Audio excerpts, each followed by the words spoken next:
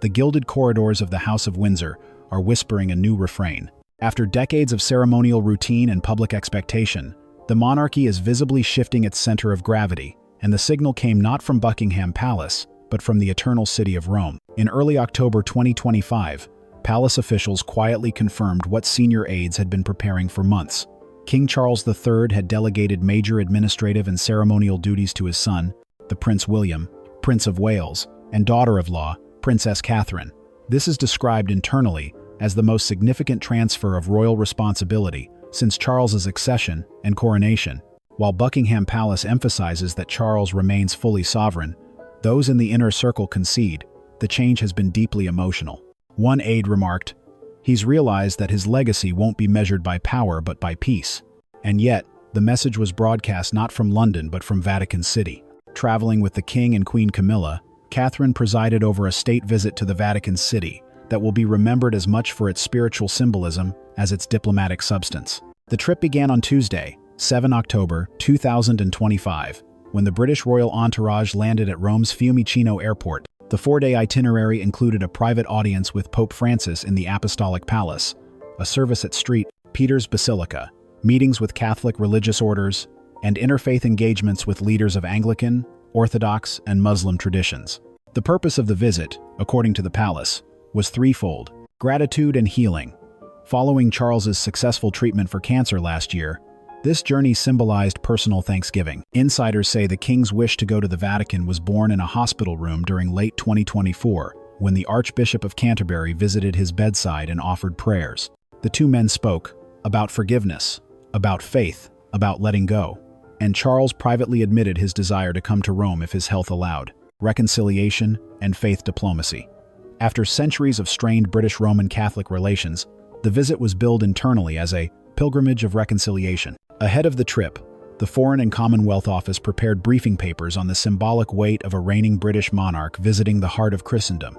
The Vatican's welcome, including an official blessing, signaled renewed ties not just between Britain and the Holy See, but between institution and belief. Royal renewal and soft power. The true pivot, however, lay in what Catherine and her team describe as the modern monarchy's purpose. By taking an active coordinating role personally overseeing tour logistics, choice of religious delegates, and charitable interactions, Catherine transformed a diplomatic errand into a redefinition of the crown's tone. Less spectacle, more service; less hierarchy, more humanity. It was during the papal audience on the morning of 8 October that the defining moment occurred. At 10:42 a.m., Pope Francis greeted the British royals in the Hall of Blessings. King Charles, visibly thinner but standing assured, presented the Pope with a handy-carved oak cross from Sandringham's private chapel. "From my family to yours," the king said, "in gratitude for the prayers that sustain us." The Pope responded with a personal gift, a signed copy of his encyclical Peace for All Nations, which he handed to the king, then paused and extended his hand to Catherine as well. In a gentle but unmistakable gesture, he placed his hand on both Charles and Catherine simultaneously and addressed them, "May your faith lead your nation when crowns no longer matter." That phrase, "when crowns no longer matter," lit up the world's media. Within hours, British tabloids and broadsheets alike ran headlines such as "The Vatican Anointing," "Crown in Quiet Transition," and "Faith Over Ceremony." But behind the grandeur, the story was quietly shifting. What sets this visit apart is not just the presence of the Princess of Wales, but how she led from the background. Over the 4 days, Catherine personally met with religious sisters from Kenya, India, Ghana, and the Philippines, who run shelters for displaced women and children. She visited a clinic for trafficking survivors and a girls' school in Rome supported by the Vatican's African Charity Network. Observers say her footsteps in those rooms were careful, undramatic yet deeply felt. She organized the itinerary, oversaw symbolism from badge design to seating order, and thereby ensured that every gesture conveyed purpose. Observers describe a telling moment. At the final evening event in the Vatican Gardens, Catherine laid a single white rose beside a candle and whispered a prayer, "For all mothers who love in silence." Many attendees interpreted the act as a poignant echo of the late Princess Diana's quiet devotion. By contrast, Queen Camilla's role during the visit felt traditional, yet overshadowed. At several public engagements, photographers noted Camilla frequently engaged with the press and posed carefully, whereas Catherine spoke little, listened more, and left the glare of camera lenses behind. Analysts suggest the image disparity will not be lost on the viewing public. Inside palace communications teams, senior aides admit they were aware of the optics. A consort dressed in formal pearls and brooches, following the lead of a princess who carried children's hands and sank into prayer. Camilla, palace insiders say, told aides, "This journey is a signal of Britain's faith and outreach." But the real signal people saw was not just foreign policy, but a shift in spiritual leadership at the heart of the monarchy. What began as a routine diplomatic visit swiftly evolved into something far more layered, a redefining moment for the monarchy, cloaked in liturgy, protocol, and potent visual cues. At exactly 10:05 a.m., the Royal Air Force jet bearing King Charles III, Queen Camilla, and Princess Catherine touched down at Leonardo da Vinci Fiumicino Airport. Unlike previous royal arrivals, this one was notably restrained. No red carpets, no visible state motorcade. The king was wheeled down the ramp in a discreet navy wheelchair, flanked by 2 royal household aides. Camilla followed in a powder blue dress and pearl choker. But all attention swiftly turned to Catherine. Wearing a simple ivory dress with a chapel-length veil, a nod to traditional Vatican etiquette, she stepped off the aircraft and paused briefly, her hands clasped. Vatican press officers noted the move was instinctive, not staged, but it would become emblematic of the tone Catherine would set throughout the visit. From the outset, she was not a guest in Rome. She was, quite clearly, the crown's spiritual envoy. The audience with Pope Francis was anticipated as the symbolic climax of the visit, but no one, including Vatican insiders, expected the undercurrent of succession to be so palpable. The morning began with a formal procession through the Apostolic Palace's Hall of Benediction. King Charles was visibly emotional. Reporters noted how often he looked to Catherine for reassurance. She gave him strength with just her presence, a palace aide told The Times. He was both father and sovereign, and leaning heavily on the future. The papal address to the delegation was prepared in advance, but his off-script comment, "May your faith lead your nation when crowns no longer matter," electrified the room. Italian and British papers alike seized on it as a benediction, not only upon Charles but upon Catherine. Later that afternoon, behind closed doors, the Pope met privately with Catherine in the chapel of St. Thomas Aquinas. According to sources within the Holy See, they spoke candidly about faith in the time of public duty and the quiet burden of legacy. The Pope reportedly told her, "Silence can be power when it is chosen. You understand this well." That phrase would later appear in the Corriere della Sera's front page coverage, "The Princess Who Leads in Silence." October 9 began with a visit to a shelter for trafficked women, operated by international religious orders. Catherine, who has made gender-based violence and child protection central to her charity work, asked for no cameras and entered alone, accompanied only by her private secretary and a local interpreter. The Vatican later released one photo. Catherine seated in a circle of refugee women from Eritrea, Myanmar, and Syria. No titles, no security in frame, only tears. Meanwhile, Queen Camilla attended a formal luncheon hosted by Cardinal Gianfranco Ravasi, focused on women in European aristocracy. Footage of Camilla speaking animatedly over fine crystal and silver service stood in jarring contrast to Catherine's quiet presence in the shelter. The palace did not issue a press release for Catherine's visit, a move that some media interpreted as strategic understatement. But inside Vatican press offices, there was quiet acknowledgement that the impact was far-reaching. That evening, during a candlelight vigil in the Vatican gardens, Catherine was asked to recite a prayer for peace. She chose a fragment from Julian of Norwich. "All shall be well, and all shall be well, and all manner of things shall be well. So shall media exploded." Number Princess of Peace trended globally for 12 hours. By the final morning, the shift in tone was unmistakable. In the departure lineup, it was Catherine who stood closest to Pope Francis. She bowed her head briefly. The Pope, in return, kissed her hand, a rare gesture not extended to Camilla. King Charles, frail but alert, grasped Catherine's arm as they exited the hall. Lip readers later revealed him saying, "This is your path now." A senior Vatican advisor, speaking anonymously, said, "What we saw here wasn't just protocol, it was succession in spirit. The crown's heir, yes, but also its conscience." Camilla's final interaction with the Vatican press was curt. When asked about the princess's role, she replied, "This visit was about His Majesty's recovery." It was true, in part, but the broader perception had already crystallized. The Vatican had crowned its own queen, and she wore no crown at all. As the royal jet lifted off Vatican soil and climbed into the golden skies above Rome, it wasn't King Charles's ailing health or Queen Camilla's presence that dominated the headlines. It was Princess Catherine. In just 4 days, the Princess of Wales had gone from dutiful royal to something far more potent.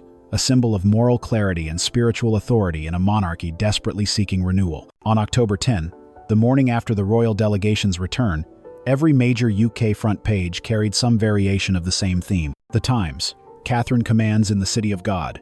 The Guardian, monarchy meets morality and finds its future. The Daily Mail, she didn't speak much. She didn't need to. La Repubblica, Italy. L'anima della corona è una donna silenziosa. The soul of the crown is a silent woman. Notably absent from most lead images, Queen Camilla. While protocol had listed her as second in precedence after the king, the visual record told another story. Wire agencies overwhelmingly chose photographs of Catherine, her bowed head before the Pope, her hand on a Syrian refugee's shoulder, her candle glowing in the Vatican gardens. Even CNN ran a segment titled, "The Royal Power of Stillness, Catherine and the Optics of Succession." According to social media analytics from Meta and X, formerly Twitter, mentions of Princess Catherine surged by over 2.4 million in the 48 hours following the trip. A significant number of users use language previously associated with Queen Elizabeth II, phrases like dignity, service, grace, and duty over drama. One viral post, shared over 200,000 times, read, "Camilla went to Rome to represent a crown. Catherine went to pray for it." Palace aides were reportedly caught off guard by the emotional intensity of the response. Internally, there were already simmering concerns about Queen Camilla's media saturation and the optics of her ongoing attempts to consolidate soft power. Catherine, on the other hand, had done the unthinkable, commanded global attention without saying a single public word. Her private prayer sessions, humanitarian visits, and respectful posture toward the Vatican liturgy were dissected in think pieces across Europe and North America. Even secular commentators were struck by what appeared to be a coronation not of title, but of trust. While Catherine was being described as Elizabeth II reincarnated in diplomacy, Camilla found herself the subject of far less flattering headlines. The Independent. Is the Queen Consort overshadowing the crown or undermining it? Le Figaro, France. La Dame qui voulait être reine. The woman who wanted to be queen. The most talked about moment came during a Vatican courtyard ceremony where a limited number of symbolic gifts were being exchanged between British royals and Vatican representatives. While Catherine received a miniature replica of Pope Francis's Prayer for Peace, encased in olive wood, Camilla was presented with a gilded rosary and a commemorative medal intended to be polite gestures. However, what made headlines was the photo of Camilla holding the rosary awkwardly, mid-conversation, with one eyebrow raised. Critics accused her of inauthenticity and spiritual detachment. Even worse, online discourse reignited controversy over Camilla's repurposing of Princess Diana's sapphire and diamond pendant as a brooch, an accessory she controversially wore again at a Vatican dinner. A viral meme compared the two women. One carries prayer, one carries borrowed jewels. Royal watchers have long speculated about a shift from ceremonial monarchy to symbolic leadership. This Vatican visit crystallized that possibility, especially under a monarch whose own public expressions of faith have grown stronger amid illness.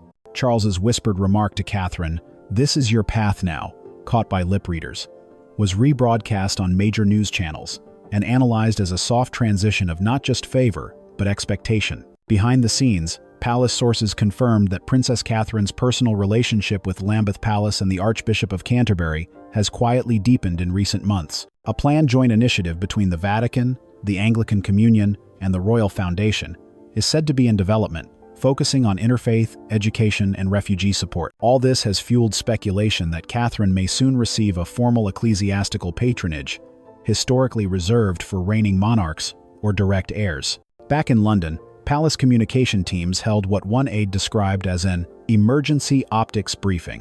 The agenda? How to recalibrate public focus away from Catherine's spiritual dominance without diminishing her public support, and how to manage Camilla's role without triggering further backlash. A source close to the Kensington team revealed, Catherine's office didn't ask for this spotlight, but now that it's here, they're not running from it. She leads by default, not design, and that may be her greatest strength. Meanwhile, Queen Camilla has allegedly demanded that future foreign visits be balanced in delegation, ensuring she is not visually sidelined. But the damage may already be done. The Vatican didn't just offer spiritual reflection, it served as a mirror, and the world saw two very different reflections. As the grandeur of the Vatican faded into memory and the Royal Air Force jet returned to British soil, something far more subtle and far more consequential was unfolding behind the heavy doors of Buckingham Palace. The trip had begun as a spiritual goodwill tour to honor King Charles's devotion and religious diplomacy. It ended as a seismic reshaping of public allegiance, internal loyalties, and the soft but undeniable transfer of royal influence. And everyone inside the royal court felt it. The first emergency meeting was held less than 24 hours after the return to London. Inside Clarence House, Queen Camilla summoned senior courtiers to address what aides bluntly referred to as the Catherine aftermath. Media coverage was still flooding in, largely lauding the Princess of Wales, often ignoring or subtly sidelining Camilla. According to palace insiders, Camilla was deeply unsettled by the public comparison between her and Catherine, particularly as the Vatican trip was meant to bolster her own profile in the absence of King Charles, whose appearances were increasingly limited due to ongoing treatment and medical advisories. The optics were, in Camilla's words, uncontrolled. She reportedly questioned why the Princess of Wales had been given front-facing duties, including engagements with Vatican aid groups and papal envoys, and why official photographs skewed so heavily toward Catherine, often capturing her in contemplative or prayerful poses under soft lighting while Camilla appeared, at times, off to the side. One insider confided, "There was a sense that Camilla believed the visit was hijacked, stolen by Catherine's silence, her sincerity, and the contrast in how each woman connects with the world." That perception wasn't entirely unfounded, because the realignment wasn't accidental, it was strategic. Within the halls of Kensington Palace, Catherine's communications team had not orchestrated a media coup, but they had prepared for one. Her appearances had been calculated in their minimalism. No speeches, no commentary, no reaction to Camilla's brooches or awkward rosary moment, just presence. Her itinerary, approved quietly through both religious and diplomatic channels, had ensured her time with interfaith leaders, humanitarian workers, and displaced communities from conflict zones. Catherine had spoken only in private audiences, but those conversations made headline. Her meeting with Sister Beatrice, a Kenyan nun working with trafficked women, was relayed through an official Vatican bulletin that praised Catherine's empathetic listening and her informed commitment to dignity for the forgotten. That quote alone was reposted over 400,000 times.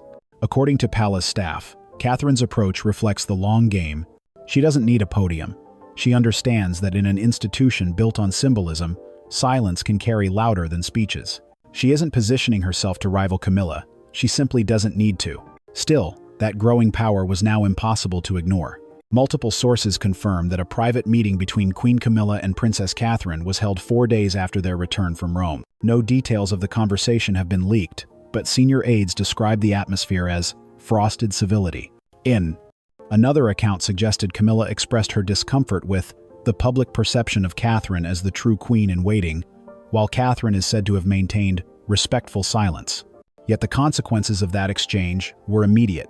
On the following Monday, the royal military household confirmed that Princess Catherine would formally represent the monarchy at the upcoming International Day of Peace Interfaith Conference in Geneva, a role traditionally held by the reigning monarch or queen consort.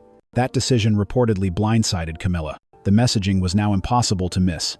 Faith, compassion, and diplomacy, the very spheres Charles had long cultivated, were quietly being entrusted to Catherine. Throughout all of this, King Charles remained largely absent from public view. He was seen only in pre-filmed messages and brief, heavily guarded hospital visits. Yet insiders say he was far from disengaged. It was Charles who, months earlier, had greenlit Catherine's increasing involvement in religious diplomacy. It was also Charles who signed off on her Vatican engagements and encouraged her presence at closed-door meetings with cardinals and refugee program directors. But most notably, it was Charles who had delivered a private note to the Pope hand-delivered by Catherine, thanking the Vatican for welcoming the enduring spirit of moral monarchy. That phrase raised eyebrows. Enduring spirit, moral monarchy. Not words used lightly, not without layers. Camilla, reportedly, never received her own private papal audience, a deviation from expectations that went unmentioned by Buckingham's press team, but not unnoticed by royal watchers. In the weeks following the trip, Archbishop of Canterbury Justin Welby made a rare public comment. "We were moved by the quiet strength and grace Her Royal Highness brought to the Holy See. She embodied not just tradition, but compassion in its clearest form." This statement, cleared in advance with both Lambeth Palace and the Royal Foundation, further entrenched the notion that Catherine was no longer simply the Princess of Wales. She was becoming something more, a future queen, yes, but also, perhaps, a future spiritual matriarch of the realm. And while Camilla retained her title as queen consort, Many now saw Catherine as the woman embodying the values once associated with Queen Elizabeth II: stoicism, duty, diplomacy, and devotion. The Vatican visit may have been staged as a quiet diplomatic gesture, but its aftermath sent unmistakable shockwaves far beyond the marble halls of St. Peter's Basilica. From Brussels to Ottawa, from Nairobi to New Delhi, the world had watched not only who was present, but how power was perceived, and increasingly, all eyes were turning toward Princess Catherine. Royal households across Europe reacted swiftly and, in some cases, strategically. Within days of the visit, the Royal House of the Netherlands updated its formal address protocol, placing Catherine immediately after reigning monarchs and heads of state during interfaith events and humanitarian summits. Spanish media noted that Queen Letizia had requested a direct bilateral discussion with Catherine at the upcoming Women's Health Summit in Geneva, breaking tradition by elevating the Princess of Wales to equal diplomatic standing. Insiders confirmed that the Danish and Swedish courts, both traditionally cautious with hierarchy, have already shifted briefing language from consort in waiting to monarch in action in internal assessments shared with their foreign ministries. A Brussels-based EU official remarked, "Catherine is no longer just the future queen. She's the moral center of the House of Windsor, and increasingly, a quiet force in shaping soft diplomacy across Europe." The Vatican's own response has only solidified that shift. Days after the royal party left Rome, the Pontifical Council for Interreligious Dialogue released a carefully worded statement. "We express our gratitude to Her Royal Highness the Princess of Wales for her silent diplomacy, her understanding of suffering, and her commitment to spiritual solidarity." The phrase, spiritual solidarity, a rare and powerful term, was echoed in Vatican newspapers and liturgical forums, reinforcing the image of Catherine, not merely as a royal visitor, but as a true interlocutor between secular power and divine faith.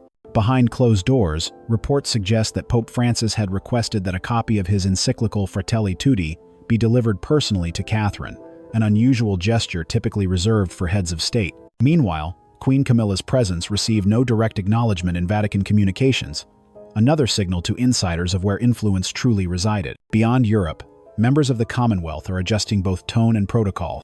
In Canada, diplomatic briefings now emphasize Catherine's presence over Charles or Camilla when planning royal engagements related to education, faith outreach, or women's leadership initiatives. In Ghana and Barbados, where Republican sentiment is on the rise, government sources described Catherine's image as salvageable and symbolic of modern reform, a stark contrast to growing fatigue around Queen Camilla's legitimacy. Even in Australia, where the monarchy is frequently challenged, one MP anonymously commented, "The Queen Consort represents history. Catherine, somehow, represents tomorrow." The Vatican trip marked a turning point, but what's more telling than Catherine's silence is the volume of the world's response. A woman without a crown, without a title of sovereign authority, is nonetheless being treated as such. It is not a question of if she will ascend. That moment is inevitable. But for those watching closely, from royal courtiers to diplomats, from bishops to foreign press, it is clear that in matters of faith, compassion, and moral gravity, she already has. The Vatican visit was more than a diplomatic event. It was a spiritual declaration. For King Charles III, weakened by illness but strengthened in soul, the journey marked a final pivot toward his deepest convictions. Known throughout his life as a man of nature, architecture, and quiet reverence, the king had long spoken of a need to realign the crown, not just with Britain's political future, but with its spiritual identity. In Vatican City, that vision crystallized. Royal aides confirmed that King Charles personally requested the audience with the Pope not for political gain, but for a blessing. His private audience was described by one court insider as a moment of prayer, not protocol. The king came not as monarch, but as a man. In a rare move, Charles left behind the trappings of office. No scepter, no military uniform. Instead, he walked with a simple cane, flanked only by two key figures: his wife, Queen Camilla, and the woman the world increasingly calls Queen in Waiting, Catherine, Princess of Wales. That image, Charles between two women, one of tradition and one of transformation, will endure, because while Camilla maintained ceremonial composure, it was Catherine who carried the moral weight of the journey. Throughout the Vatican visit, Catherine's presence was not loud, but it was everywhere. Her schedule included a private meeting with refugee women supported by the Jesuit Refugee Service, a children's art therapy session hosted by the Missionaries of Charity, a walk through Campo Verano, Rome's historical cemetery, where she laid a white rose for unnamed victims of war. Each moment, choreographed but emotionally genuine, sent a message to the world. This is the face of a monarchy that heals. When the Pope gifted the royal party a handwritten extract from Laudato Si about stewardship and compassion, it was Catherine who received it directly. A Vatican aide reportedly said, "It was not lost on us who the Holy Father saw as the heart of this delegation." Meanwhile, Queen Camilla's presence, though officially co-equal, felt increasingly symbolic rather than sovereign. During a group visit to the Vatican Library, Camilla reportedly attempted to lead a ceremonial exchange of gifts, but aides subtly redirected the focus to Catherine. Observers noted that Camilla's jewelry choices, especially her repurposing of Princess Diana's emerald brooch as a lapel pin, ignited criticism on Italian social media. For many, it was another instance of symbolic overreach that felt tone-deaf to the legacy of the late Diana and to the respect owed to Catherine. Behind palace walls, there are whispers that Camilla's continued insistence on elevating her own visibility rather than supporting Catherine has caused internal tensions. A senior courtier reportedly described the dynamic bluntly: "Camilla may hold the title, but Catherine holds the trust."